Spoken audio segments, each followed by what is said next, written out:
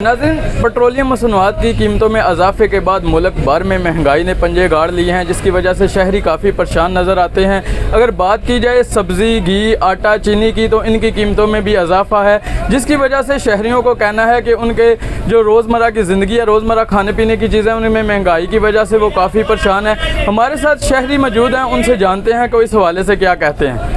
जी, मैं खान साहब को कहता हूँ, खान साहब ने बड़ा अल्टीमेटम दिया है कि मैं घबराना नहीं, लेकिन खान साहब आप तो हम आखिरी सांसों में घूम रहे हैं। आप कहते हैं मैं घबराना नहीं। महंगाई इतनी हद तक पहुँच गई है क्योंकि आप लोग तो बड़े शहंशाह आलम हैं, आप लोगों को कोई फ़र्क नहीं पड़ेगा। ये हमारे शहरियों से पूछे हमारा क्या हाल हो रहा है। मैं आपसे रिक्वेस्ट करता हूँ, प्लीज़, ये जितने आपके वजीर हैं आपको ओके की रिपोर्ट दे रहे हैं, ओके नहीं है। मुल्क की तबाही हो रही है, आवाम, गरीब आवाम आपको ऐसी बदवा दे रही है कि आप सोच नहीं सकते।